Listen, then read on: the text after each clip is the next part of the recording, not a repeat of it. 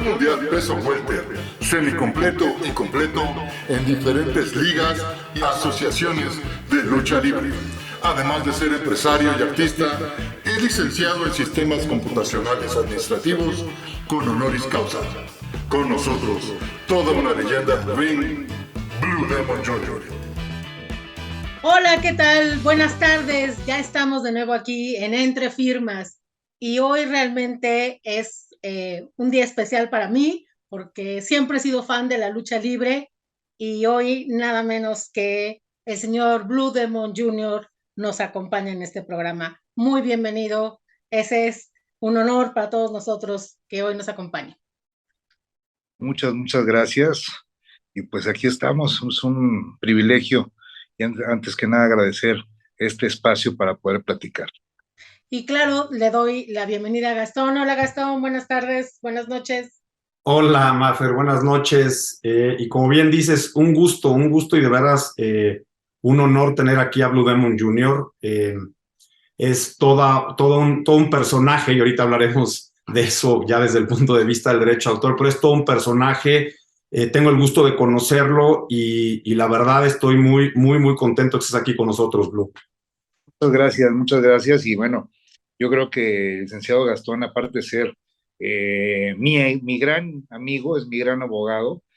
Y bueno, nos conocemos ya desde pues el inicio de todo esto que es derechos de autor para nosotros los artistas, los profesionistas, los profesionales de la lucha libre. Pues qué padre que empieza con eso. ¿Cómo le digo? ¿Blue Demon? Como tú gustes, me dicen Blue, me dicen Junior, me dicen Demon, como tú gustes. Muchas gracias. Entonces, a ver, ¿qué tal si nos cuenta cómo nace el personaje de Blue Demon Jr.? Bueno, el personaje Blue Demon Jr. nace justamente cuando mi padre me cede los derechos de este personaje y pues me lleva directamente a derechos de autor y pues ahí, ¿no? Hay una carta donde autoriza coexistir con su personaje y es la primera vez que pues juntan Blue Demon y Blue Demon Jr. y ese justamente es el momento en que empieza la existencia de Blue Demon Jr. Y si me puedo hacer un poquito más atrás, seguramente nos puedes contar cómo nace Blue Demon como personaje de la lucha, porque bueno, pues todos nosotros crecimos con las películas de Blue Demon los domingos, entonces, ¿nos podrías contar cómo nace el personaje de Blue Demon? Ok, nace en marzo de 1948, la primera aparición con máscara de Blue Demon. Un año anterior, mi padre debuta en Laredo, Tamaulipas, perdón, en Laredo, Texas, y debuta sin máscara. Así que en 1948, un año después, debuta con máscara y debuta con el nombre de Blue Demon. Al pasar el tiempo, pues en esas épocas no había registros, no había nada que los soportase legalmente, hasta por ahí del ochenta y tantos se hace el primer registro en el derecho de autor del personaje Blue Demon, siendo el registro The Blue Demon, el demonio azul. Oye, Blue, y entiendo que tu papá, Blue Demon, y hablemos de tu papá, personaje y como luchador y como todo lo que significa para ti, pero él o sea, ¿cómo se le ocurre ir a registrar esto? ¿Alguien le dice, de dónde le nace esta preocupación, inquietud y esta cosa tan buena que hizo de ir a la Oficina de Derechos de Autor a registrar el personaje? ¿Sabes quién lo asesoró? Si él se le ocurrió o cómo estuvo. Así es. Él tenía un compadre que era el director de la revista, eh, si no mal recuerdo, era una revista grandota, ¿no? Ahorita el nombre creo Sí, que... no te preocupes. Bueno, él lo asesora y lleva directamente a derecho de autor y él le llena los formatos y todo, y por primera vez se hace el registro de Blue Demon. Así. Qué interesante, Blue, porque de ahí viene después esto que hablabas tú, que además veo que eres ya muy entendido en todo el tema de los personajes y el alcance de la protección, porque hablas ya de una coexistencia entre Blue Demon y Blue Demon Jr., es decir, digamos, se salen ustedes del cuadrilátero para irse a la parte de la protección de la ley, ¿no? Es ya para coexistir, no solo en el ring, sino además en el tema legal. Así es, precisamente. Después de coexistir en los derechos de autor, bueno, pues nos convertimos en marca, que también esa es otra parte, que pues no, también es una parte de la protección que tenemos con nuestros nombres y nuestras marcas. Pero definitivamente sí, y bueno, nos tocó bregar al principio con algunos problemas pues, legales sobre personaje, y bueno, pues ya es más que sabido que dictaminado, pues existe la coexistencia de Blue Demon y de Blue Demon Jr. Ahora sí que mi papá pues dejó todo protegido, dejó todo bien asentado, y bueno, si bien Junior no significa el hijo de, sino el más joven de los dos, al faltar uno, bueno, queda el otro.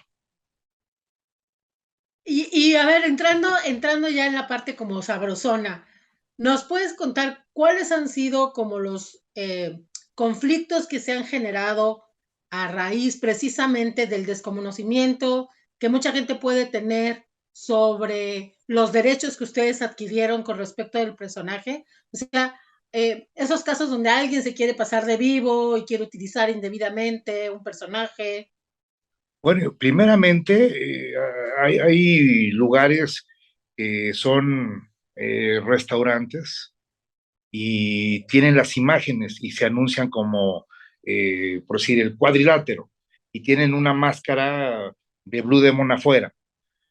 Entonces, primeramente, ahí son violaciones al derecho de autor, porque, bueno, están utilizando un personaje que no tienen, pues, licenciado en estos casos, u otros que utilizan los comerciales y utilizan la vestimenta de nosotros, no siendo incluso nosotros mismos. Otros que toman nuestras fotografías, ¿sí? Y ponen el día de hoy al 2x1 y no sé, le ponen el combo, el luchazo, por decirte, sacan la imagen de Blue Demon y su mercancía, ¿no? Yo creo que, y luego les habla uno, y no, es que no sabemos, ustedes son de dominio público. No, no somos de dominio público. Mucha gente tiene esa idea de que los personajes ya tienen mucho tiempo, se convierten de dominio público, pero no. Ahí tenemos Pirito, tenemos Inflas, tenemos Blue Demon, por decir, que son personajes protegidos y que no han pasado a ser de dominio público. Exacto. Un poco para que el auditorio entienda, Gastón, ahora entra al quite, ¿no? Al relevo australiano, y explícanos cuál es la diferencia entre un registro de obra, ¿no? Que es lo que hemos estado platicando en los últimos programas, y lo que en este caso sería como el personaje. Claro. Y son dos cosas muy diferentes, ¿no? La obra como tal es esta creación, ¿no? Que tiene lo que decíamos en algún programa, esta impronta, esta originalidad respecto de obras literarias, de dibujo, pero no hay un derecho de autor sobre personajes. Y entonces hay una figura jurídica que contempla nuestra ley, que es el personaje humano de caracterización o el ficticio. En este caso, Blue Demon es un personaje humano de caracterización, es decir, es una persona que se caracteriza, que con estas características físicas y psicológicas del personaje se genera un derecho de uso exclusivo a su favor. Si vemos a Blue Demon, que además es una máscara, además de preciosa, ya, vamos, notoriamente conocida, y un personaje para mí total y absolutamente histórico y legendario, no es un superhéroe nuestro, pues ya nos damos cuenta de que tiene unas características físicas este personaje que hace que lo distinga de otros personajes, inclusive de otros luchadores. Pero si quieres, vamos a un corte y regresamos ahorita con este tema y con un par de preguntas que le quiero hacer a Blue.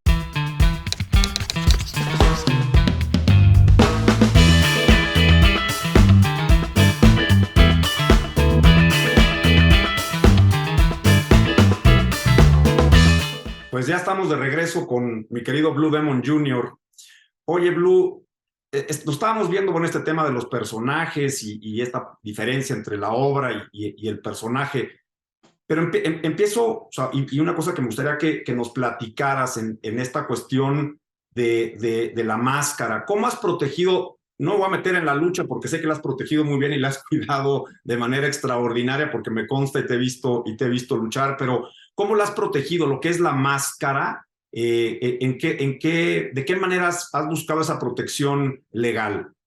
Bueno, hay, como muchos sabemos y otros no saben, hay muchas clases en las cuales tenemos que estar registrando.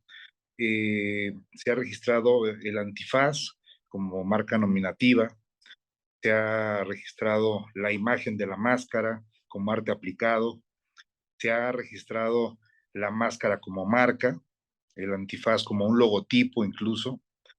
Entonces, en cada categoría, ya sea la 25, la 41, la 28, etcétera, bueno, pues tenemos que tener la precaución de hacer los registros correspondientes y es la manera en que lo hemos estado haciendo.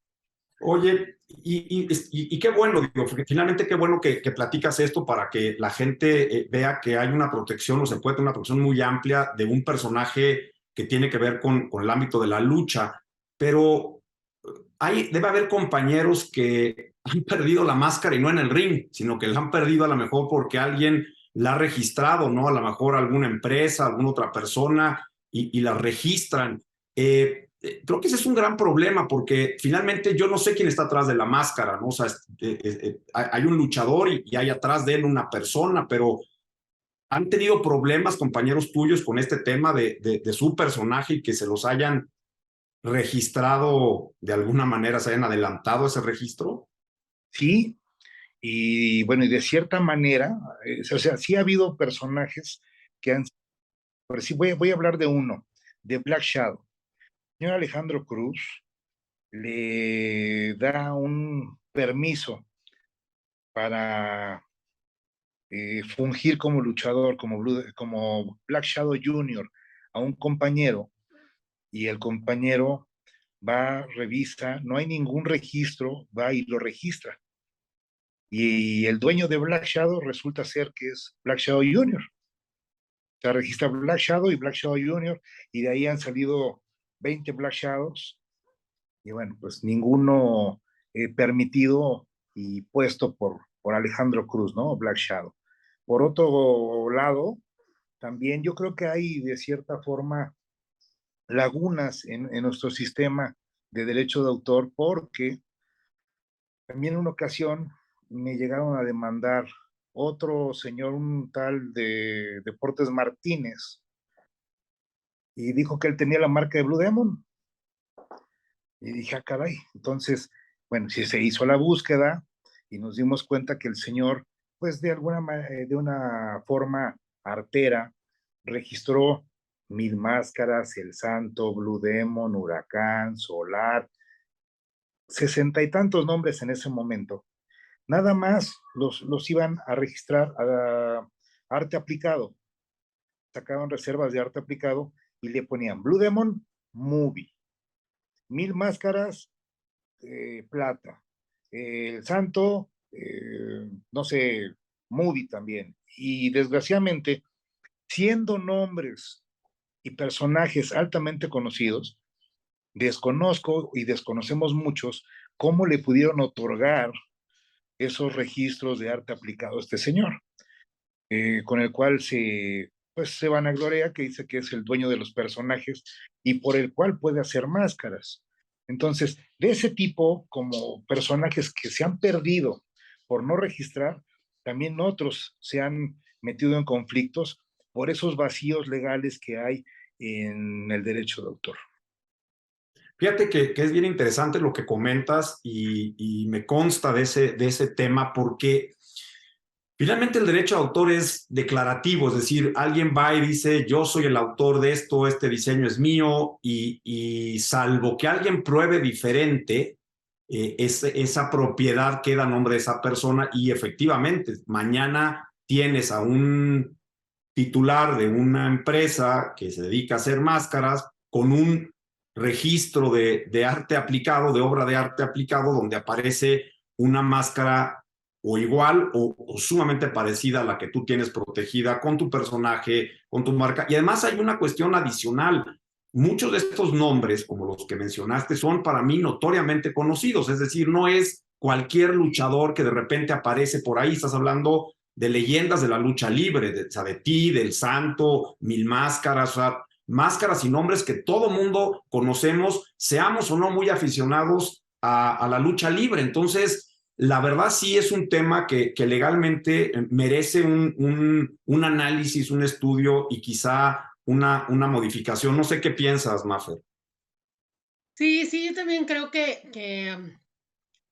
pero además no solamente en eso, sino que la figura de la reserva, creo que solamente la contempla la legislación mexicana, porque en cualquier parte del mundo es más asemejada o está más dentro del mundo de la marca que dentro del mundo del derecho de autor. Es algo que quedó ahí en nuestra ley, en nuestro sistema, y que todavía el día de hoy nos causa mucho conflicto, porque además, díganmelo ustedes, sobre todo, encuadrar o hacer la descripción de las características físicas puede ser fácil, pero de las características psicológicas de un personaje, de repente puede ser muy complicado porque tienes que llegar a un nivel de detalle que te exige la autoridad, ¿no? Y que, bueno, pues es como quedar siempre a merced del criterio de quien te va a dictaminar, ¿no? Un poquito, eso es lo que a veces nos pasa en ventanilla, ¿cierto? No, claro, totalmente. Y ese es un tema que hay que valorarlo y que entiendo perfecto lo que dice Blue, porque de repente esa protección, eso que has hecho tú durante años, ese nombre, ese prestigio que tienes ya como luchador, pues se ve mermado porque una persona obtiene un registro parecido al tuyo. Pero regresamos con otra pregunta para Blue en 2 segundos.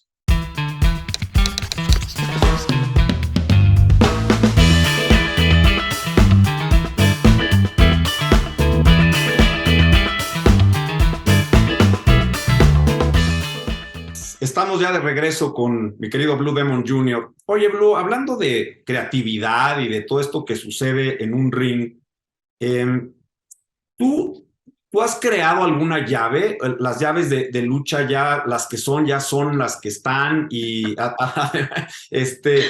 ¿te gustaría que hubiera o que se pudieran registrar o proteger las llaves? ¿Crees que es algo que sería valioso y les daría algún plus a los luchadores?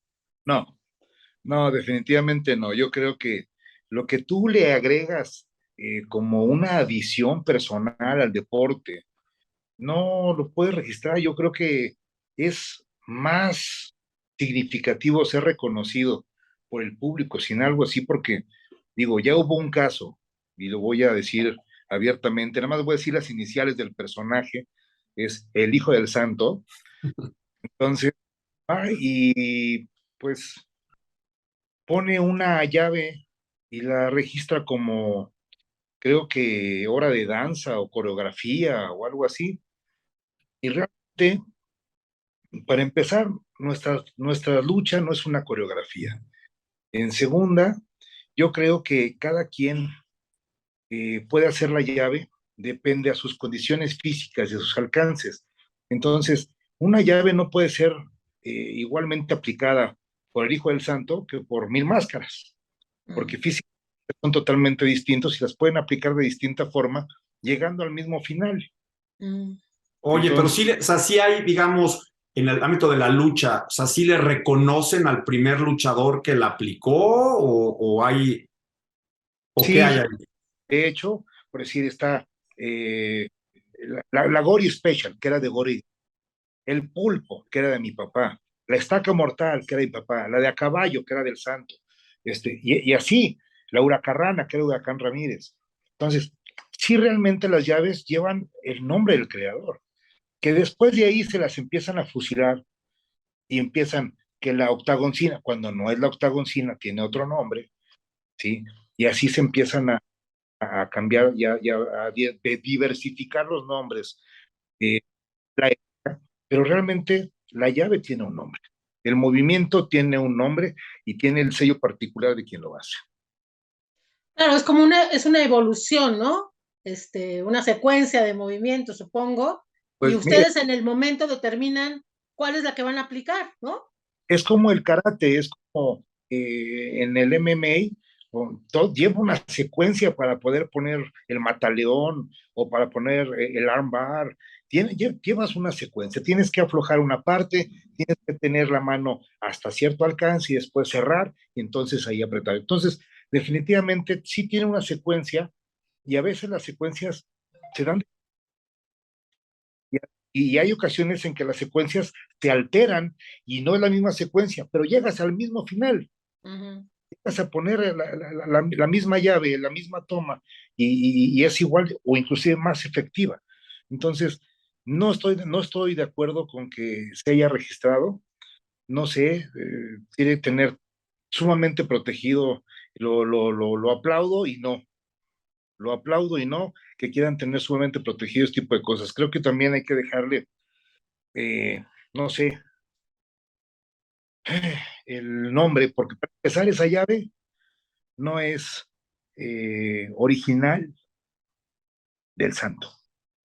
Oye, Blue, y coincido en muchas cosas de lo que dices. Es más, yo creo que un honor, ¿no? Que al final del día lleve tu nombre, que te reconozcan, que es como parte de este arte, de esta combinación de arte, deporte, que es la lucha, más que buscar esa protección, porque entonces mañana estaríamos casi en los ridículos de tenerle que pedir autorización al luchador para poder ejecutar la llave, y que no sabes, como decía ahorita Marifer, qué llave voy a hacer en la Sí. lucha del domingo, pues no sé, depende cómo se den las cosas y cómo se vaya dando la lucha. Entonces, no, como bien dices, no puedes llevar una coreografía ni un plan, aunque supongo que conoces al luchador con el que te vas a enfrentar, pero de ahí a que haya un plan de ataque, pues se me hace un poco complicado. De hecho, yo siempre lo he catalogado y lo he explicado de esta forma. Ver a John McEnroe y a Max Wilander jugar tenis es como verlos bolear entre ellos dos, pero contestarles un saque a uno de imposible, en mi caso no lo haría. Es dos deportistas de alto rendimiento profesionales que hacen ver algo difícil sumamente fácil y que de cierta forma es un lenguaje en su deporte, igual en el de nosotros, igual en el básquetbol, igual en el fútbol, son lenguajes que se llevan a través de los entrenamientos, a través de la experiencia del juego, y son lenguajes que salen espontáneos en el momento. Muchas gracias por esta explicación. Nos vamos a la tercera caída después de unos minutos. Claro que sí.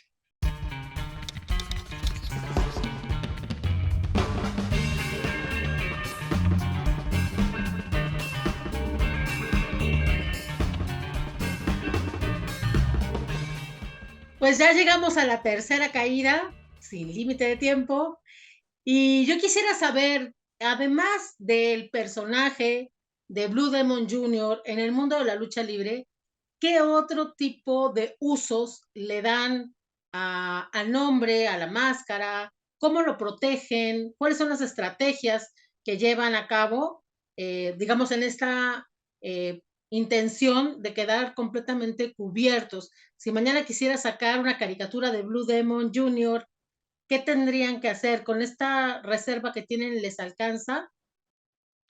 Bueno, primeramente se tienen que registrar, si hablas de una caricatura o de una serie, se tienen que registrar en diferentes categorías. Si bien lo dices, sí, Blue Demon Jr. sí está cubierto en ese tipo de cosas. Realmente el uso de la máscara tiene que tener un permiso exclusivo. No se puede dar ninguna sesión, sino únicamente los famosos Licencia. licencias para poder utilizar por un cierto tipo de tiempo, una fecha límite. Y bueno, todo eso nos protege a nosotros justamente de que alguien haga un uso indebido de lo que es la máscara. Sobre el personaje, bueno, también es exactamente lo mismo según la categoría, que saquen playeras, que de todos modos las sacan, que saquen muñecos, que es un poquito más difícil que los hagan, porque pues, es mucho más dinero y no es tan fácil sacar una playera como sacar tan difícil como sacar un muñeco.